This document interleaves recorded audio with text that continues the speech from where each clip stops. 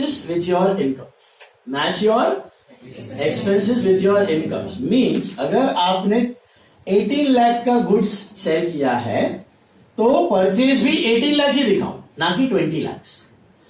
अगर आपने 18 लाख का माल सेल किया है प्रॉफिट लगा के, तो परचेज में भी कितना दिखाओ, 18 lakhs. Don't show 20 lakhs. भले ही खरीदा हो 20 lakhs. Don't show.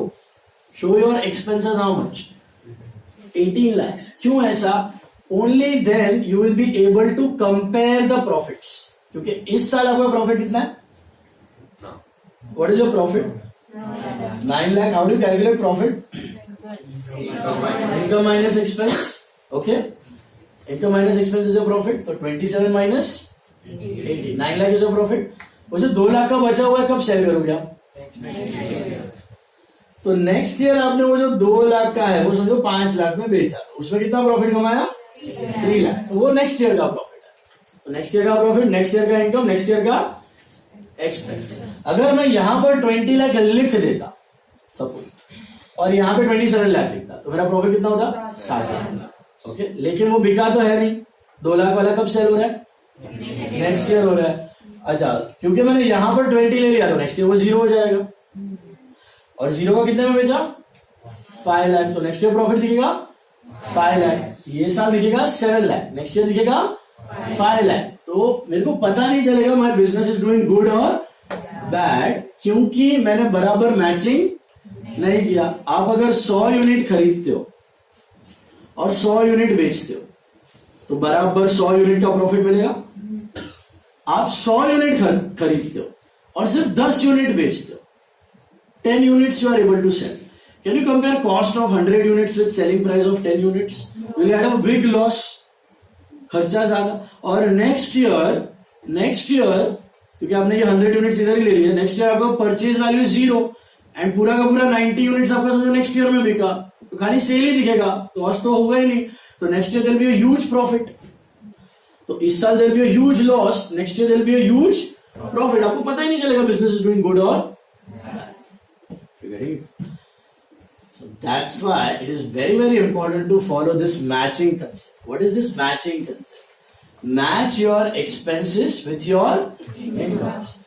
अगर आपने 100 यूनिट सेल किया तो परचेज में भी 100 यूनिट ही दिखाना. अगर आपने 1000 यूनिट सेल किया तो परचेज में भी 1000 यूनिट्स ही दिखा. भले ही आपने 1500 खरीदा हो, जो 500 अनसोल्ड है ना वो एक्सपेंस नहीं है, वो क्या है? Asset. That is asset. So what are these current assets? Current assets are the assets which they are assets only. They are not expense. You got the difference between expense and asset. Expense मतलब जो हो गया, एक साल में use हो गया, that is expense. और जो बच गया एक साल के एंड में, जो नेक्स्ट ईयर काम आएगा, दैट इज एन एसेट. लेकिन नेक्स्ट ईयर कैसे काम आएगा? एक साल के अंदर यूज हो जाएगा, that is current asset. Give me one more example. समझ, स्टेशनरी. आपने इस साल 5000 रुपीज का स्टेशनरी खरीदा. कितने का? 5000 रुपीज का pen, pencil, sharpener, eraser, pens, files वगैरह, बुक्स सब खरीदा. उसमें से इस साल बिजनेस में 3000 रुपीज का यूज हो गया, डिस्कार्ड हो गया. So that is expense. जो 2000 का बच गया है वो कब काम आएगा? तो क्या मुझे वो ये साल के एक्सपेंस में दिखाना चाहिए कि नेक्स्ट ईयर? क्यों? Matching concept. क्योंकि नेक्स्ट ईयर यूज होगा तो कमाई भी नेक्स्ट ईयर होगी, तो बराबर मैच हो रहा है income with expense. So 2000 belongs to next year, that is an. उसको बोलते हैं स्टॉक ऑफ स्टेशनरी. उसको क्या बोलते हैं? अब ये स्टॉक ऑफ स्टेशनरी क्या 10 साल तक काम आएगा कि एक साल में यूज हो जाएगा? एक साल में यूज हो जाएगा. Hence it is called as current asset. फर्क समझा? फिक्स्ड एसेट भी एसेट है, करंट एसेट भी एसेट है, but fixed asset will last for more than a year. Current asset will be changing form within a year. Within a year वो change करते रहता है फॉर्म. और एक्सपेंस और करंट एसेट में क्या फर्क है? एक्सपेंस मतलब जो साल में यूज हो गया, जो साल में यूज हो गया, जो साल के बाद भी बच गया, जो यूज नहीं हुआ उसको क्या बोलते हैं? Current asset. एक वन मोर एग्जांपल, नट्टू काका बागा की सैलरी। आपको नट्टू काका जी को सैलरी देनी है, बागा जी को सैलरी देनी है, साल की दोनों की मिला के सैलरी है 2 लाख। साल की दोनों की सैलरी है कितनी? 2 लाख रुपीज। ओके, दिसंबर का महीना था, साल खत्म होने आ रहा था, नट्टू काका बागा आ गया, आपने 2 लाख रुपए चुका दिया, 12 महीने का सैलरी पे ऑफ कर दिया। दिसंबर के महीने में नट्टू काका बागा आए जेठालाल के पास, उन्होंने बोला सेठ जी थोड़ा पैसे का जरूरत है, एडवांस सैलरी मिल सकती है क्या नेक्स्ट ईयर के लिए? हम लोग नेक्स्ट ईयर में एडजस्ट कर लेंगे। तो जेठालाल बोला ठीक है, आप इतने टाइम से काम कर रहे हो, कितना चाहिए? बोला 50,000। मैं 50,000 प्लीज अभी दे दो, नेक्स्ट ईयर फिर आप हमें कितने देना? 1,50,000 देना। जेठालाल बोला ठीक है लेके जाओ। तो जेठालाल ने टोटल पैसे कितने दिए इस साल? 2,50,000 दिया। Now will Jethalal show 2,50,000 as expense of salary or only 2 lakhs? No, he'll show it as 2 lakhs. He'll show it as 2 lakhs. Reason being matching concept. क्योंकि नट्टू काका बागा ने काम कितने का किया साल भर? 2 लाख। बाकी 50,000 का काम कब करने वाले? Next year. तो इनकम भी तभी आएगी, तो इनकम तभी आएगी तो एक्सपेंस भी तभी दिखाओ। अभी 2,50,000 दिखाओगे और 2,50,000 के सामने जो सेल वेल किया उसकी इनकम दिखा दोगे, प्रॉफिट मिल जाएंगे। नेक्स्ट ईयर ये 50 के एक्सपेंस आप दिखाओगे नहीं, आप कितना दिखाओगे? 1,50,000 दिखाओगे और इनकम तो ज्यादा हो जाएगी नेक्स्ट ईयर। तो इस साल लॉस दिखेगा, मतलब कम दिखेगा प्रॉफिट, और नेक्स्ट ईयर ज्यादा दिखेगा। बट काम कितना हुआ है? दोनों साल में 2-2 लाख का ही काम हुआ है। इस साल भी नट्टू बागा ने 2 लाख का काम किया है, नेक्स्ट ईयर भी 2 लाख का ही काम किया है। खाली आपसे पैसे जल्दी ले लिए, क्या उन्होंने काम एक्स्ट्रा किया? ये साल काम तो 2 लाख का ही हुआ है। तो expense and incomes must be matched. Match मतलब अगर इनकम 2 लाख जितनी हुई है तो खर्चा भी 2 लाख। तो वो कितना दिखाएगा? 2 लाख। 50,000 क्या दिखाएगा? As a prepaid salary. क्या बोलेंगे उसको? Prepaid salary will become an asset. Prepaid salary will become an asset. Asset मतलब बेनिफिट मिलना बाकी है, अगले साल काम आएगा। कौन से साल का एक्सपेंस है वो? ये साल का नहीं है, नेक्स्ट ईयर। अच्छा, but is it a fixed asset और करंट एसेट? क्योंकि वो कितने टाइम में यूज होने वाला है? Within a year. Within a year. आप अपना मोबाइल रिचार्ज करवाते हो prepaid, you do that right? You pay that prepaid and then you use it for 1 month or maybe 2 months or maybe 3 months. That prepaid expense is your asset, क्योंकि आपने पैसे advance में दे दिए, benefit मिलना बाकी। But long term की short term? समझ आ रहा है कुछ? What are fixed assets? Fixed assets are the assets which last in business for more than a year. No two thoughts about that. Many examples you have. Okay. But current assets, are they expenses? No. Expenses खत्म होने के बाद बच गया, stationery use होने के बाद 2,000 का बच गया, सैलरी 2 लाख का पे करने के बाद बच गया 50,000। बचा हुआ खर्चा is called as an asset. If that बचा हुआ खर्चा will last for more than a year, it becomes a fixed asset. If that बचा हुआ खर्चा is utilized within a year, it's called current asset. Okay? तो फिलहाल 2-3 example आप समझ लो करंट एसेट के, इसके बाद और डेप्थ में जाएंगे इसके बारे में जर्नल करते वक्त। What are goods, current asset or fixed asset? Why you got it? What are goods? Current assets मतलब ये कौन से गुड्स है? जो बिक चुके हैं या जो बिकने बाकी? जो बाकी, जो कब बिकेंगे? Next year. Will they last for 10 years? No. That's a current asset. Change the form. What about cash? Current asset. Will you keep the same 10 lakh for 10 years? No, you keep changing form. What about debtors? We saw one more asset called debtors. याद है आपको? Who are debtors? person from whom we are supposed to receive the money. Debtors were also an asset. Remember in that example, debtor were asset and creditors were liability. So debtor से पैसा कितने time में आएगा? Will it come in after 10 years, 5 years, 4 years, or within a year? So what type of asset? Whatever asset are prepaid expenses. Current asset, prepaid 50,000 salary, current asset, these are all examples. जो asset के benefit आप 3, 4, 6 महीने में ले लेते हो, they are called as current asset. Is this clear? तो business में ना दोनों एसेट्स की जरूरत होती है, fixed asset as well as current asset. Fixed assets generally are used to start the business. Fixed assets are generally used to start the business. को शुरू करने के लिए स्ट्रक्चर चाहिए, दुकान चाहिए, building, equipment, air conditioner, motor, ये सब चाहिए तो बिजनेस स्टार्ट हो पाता. Current assets are used to keep the business moving. अगर करंट एसेट रुक जाएंगे ना तो बिजनेस ठप हो जाता है. करंट एसेट अगर फॉर्म चेंज करना बंद कर देंगे तो बिजनेस ठप हो जाएगा. आप सोचो, आप गुड्स खरीद रहे हो, गुड्स सेल कर रहे हो, पैसा आ रहा है, पैसे से और गुड्स खरीद रहे हो, पैसा जा रहा है, गुड्स आ रहा है, ये रोलिंग हो रही है. ये रुक जाएगी तो चलेगा बिजनेस कि नहीं चलेगा? सोचो, आप कैश आके रुक गया, कैश ही पड़ा हुआ है, गुड्स खरीद ही नहीं रहे हो, you are not buying goods, will you be able to sell it? No. अच्छा, गुड्स खरीद के रख दिया, बेच ही नहीं रहे हो, रोलिंग हो ही नहीं रही है, will your business move ahead? No. So current assets keep the business moving. Fixed assets are used to start the business और पड़ा रहेगा, बेसिक सपोर्ट सिस्टम. फिर चलाने के लिए आपको चाहिए current assets. Current assets are like tyres, fixed assets are like the गाड़ी. Is it clear? तो गाड़ी बिना टायर के चलने वाली नहीं है. Is it clear? So it's like that. And current assets जितना फास्ट फॉर्म चेंज करेंगे ना उतना पैसा ही पैसा होगा. कैश आया, कैश दिया, गुड्स लिया, अच्छा गुड्स क्रेडिट पे दिया तो goods got converted into debtors. याद है?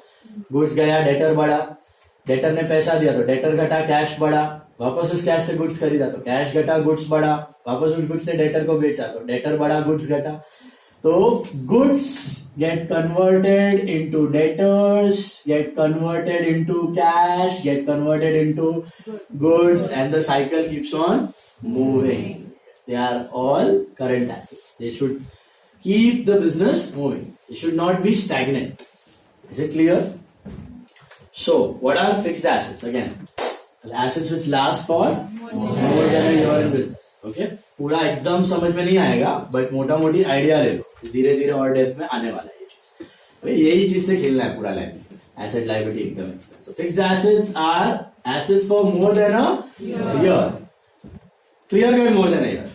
Current assets, they are assets, not expenses, but they last in business for less than a year. Okay? Less than a year चलता है. एक साल के अंदर फॉर्म चेंज कर देते हैं. Current assets are used to keep the business moving, rolling. Fixed assets are used to equip the business, start the business. Is it clear? Okay. Then we go to, अच्छा इसमें एक और liability में भी होता है ये classification, fixed liability and current liability. वहां पे शायद दिया नहीं है. Fixed liability and current liability, same concept. Those liabilities have a life of more than a year, fixed liability, and those liabilities have a life of less than a year, current liability. Can you tell me example of fixed liability? Capital एक साल के अंदर चुकाना है, पड़ा रहेगा life तक. Bank loan एक साल के अंदर रिपे करते हो, जनरली नहीं, 2, 5, 10 साल के लिए लेते हो आप. So they are called as fixed liability. Example of current liability, creditors. Very good. Will you keep them pending for 10 years? धंधा ही नहीं करेगा आपके साथ. You have to repay them within 3 months, 4 months, 5 months. So they are called as current. So fixed liabilities are liabilities of life more than a year. Current liabilities are life less than a year. समझा? Expense और asset का distinction समझा? Still confused? पक्का? जाए आगे? चलिए.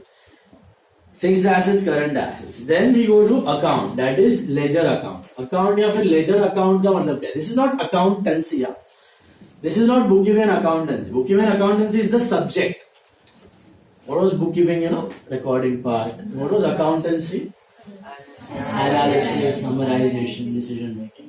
What is a ledger account? Have you all played PUBG? अभी भी खेलते हो, है ना? Clash of Clans, PUBG, favorite games, right? इसमें क्या होता है, क्या आप घुस के खेलते हो कि आपका एवेटार खेलता है? एवेटार खेलता है ना। तो बुक्स ऑफ अकाउंट्स में भी वैसे ही होता है।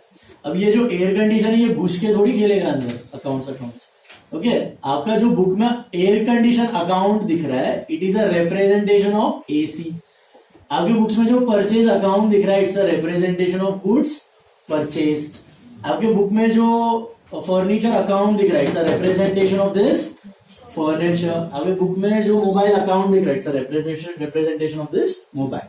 सो अकाउंट का मतलब क्या है, लेजर अकाउंट बोलो या अकाउंट बोलो, it's a summarised representation of what? An asset, a liability, an income, or an expense. What is an account? It's a summarized representation of an asset, a liability, an income, or an expense. जो चार चीजें होती हैं business में, उसके representations को क्या बोलते हैं? Account. If I tell you मेरा बिजनेस में cash account is 10 lakhs, cash account is showing a balance of 10 lakhs, means what? I have 10 lakh of cash with me. My motor car account is showing 20 lakhs, means I have a motor car that's worth 20 lakhs. My air conditioner account is showing 1 lakh. It means AC worth 1 lakh पड़े हुए हैं. Is it clear? So what is an account? A summarized representation of what? Asset, liability, income and expense. बराबर? तो उसी को account बोलते हैं. Then we have journal and journalizing and ledger and posting. ये आपके पहले 2 चैप्टर्स का समरी है एक्चुअली. पूरे चैप्टर आप पढ़ोगे आगे, जर्नल और लेजर. फिलहाल ब्रीफ में समझ लो, हमें बुक कीपिंग में करना क्या होता है? रिकॉर्डिंग. ठीक है, तो रिकॉर्डिंग किसमें होती है? हिंदी मराठी में होती है कि अकाउंटिंग लैंग्वेज में होती है? अकाउंटिंग लैंग्वेज में होती है. उसके लिए होते हैं 2 बुक्स ऑफ अकाउंट्स. ओके, कोई भी रिकॉर्डिंग 2 बुक्स में हम रिकॉर्ड करते हैं. There are 2 books of account, only 2 books, not 3, not 4, not 1, 2 books. Those 2 books are called as journal and ledger. Those 2 books are called as journal and ledger. Okay, यही आप आगे draw करोगे, बनाओगे, सीखोगे, पढ़ोगे, पकड़ाओगे. जर्नल कुछ ऐसा दिखता है. ओके, अभी समझो ओनर ने कैपिटल डाला बिजनेस में, पहला खाली पड़ा था बिजनेस, तो जर्नल में ऐसे रिकॉर्ड करोगे आप, cash account debit to capital account. क्या है कुछ समझ में नहीं आएगा, बाद में जब भी रूल्स आएंगे तभी समझेगा. This is cash account debit to capital account 50 lakhs being cash introduced as capital. Being cash introduced as capital. Okay, फिर आपने समझो उस कैश से फर्नीचर खरीदा, तो आप एंट्री मारोगे furniture account debit to cash account. 10 lakh का आपने समझो फर्नीचर खरीदा, तो being furniture purchased for cash. Okay, this is how you record a transaction in a journal. So journal is what? Journal is the book of prime entry. Journal is the book of first entry. कैसे करना है? Don't worry about that. You will learn it. आएगा. क्या होता है वो समझो. Journal is the book of prime entry, first entry. तो जैसे ट्रांजैक्शन होता है, फर्स्ट रिकॉर्ड आप जिस बुक में करते हो उसको कहते हैं जर्नल. तो first record of any transaction you put in which book? Journal. ऐसे रिकॉर्ड होता है, डेबिट क्रेडिट साथ में. ओके, जर्नल में transactions are recorded chronologically. What do you mean by chronologically? Date. जैसे जैसे डेट हुई, जैसे जैसे ट्रांजैक्शन हुआ, first record you will put under journal. First record of any transaction goes under journal. What is ledger then? Ledger is the book of secondary entry. Ledger is the book of and what do you do in ledger? You know, you just copy the transactions from journal. Copy? हाँ sir, सब कुछ copy. हाँ, तो xerox निकाल लेते. तो अलग क्यों बनाया? तो अलग बनाने का एक कारण है, कॉपी ही होता है. ओके, जर्नल से जो दूसरा बुक होता है बुक्स ऑफ अकाउंट्स का, उसको बोलते हैं लेजर, और उसमें ट्रांजैक्शन कॉपी ही करने होते हैं, literally you copy that, okay. But copy करने का जो तरीका होता है थोड़ा सा अलग हो जाता है। यहां पे देखो मैंने कैपिटल डाला बिजनेस में, तो कैश कैपिटल, फिर फर्नीचर खरीदा तो फर्नीचर कैश, सब जोड़ी में दिख रहा है, जोड़ी, debits credits debits credits. But in ledger all the accounts are shown separately, मतलब कैश अकाउंट अलग हो जाएगा, कैपिटल अकाउंट अलग हो जाएगा, आपका फर्नीचर अकाउंट अलग हो जाएगा, सारे अकाउंट्स अलग अलग दिखते हैं। और उसमें कॉपी कैसे होती है, समझिए कैश टू कैपिटल है, तो कैश में I write to capital 50 lakhs, capital में I write by cash 50 lakhs। ये सब अभी सीखेंगे आप लोग। फिर फर्नीचर टू कैश है तो फर्नीचर में टू कैश 10 lakhs, कैश में बाय फर्नीचर 10 lakhs। ऐसे करके आप रिकॉर्ड करने वाले हो, ठीक है। ये अभी समझ में नहीं आएगा, बट मैंने क्या किया, मैंने सिर्फ कॉपी किया। कैश कैपिटल दिख रहा है 50-50, furniture cash 10-10, I simply copied it. तरीका कॉपी करने का थोड़ा सा वियर्ड था, एक इधर गया एक उधर गया, ओके, एक लेफ्ट में गया एक राइट में गया, तो वो समझ में आएगा आपको बाद में जब आप सीखोगे। फर्क क्या है जर्नल में और लेजर में? Journal is the book of first entry. पहला रिकॉर्ड आप कौन से बुक में करते हो? Journal. And ledger is the book of secondary entry. तो जर्नल से लेजर में आप करते हो कॉपी। तो the process of recording transaction in journal is called journalise. It's called, if I tell you भाई ये ट्रांजैक्शन जर्नलाइज करो, तो आप कौन सी बुक ओपन करोगे? जर्नल। जर्नल में record. And the process of transferring an entry from journal to ledger is called posting. Posting is nothing but copy the transaction from journal to ledger. लेकिन मैंने डिक्टो copy नहीं किया, कुछ दिख रहा है आपको? हाँ, journal shows the transactions date wise chronologically, ledger shows date wise as well as account wise. कैसे दिखाता है? Account wise.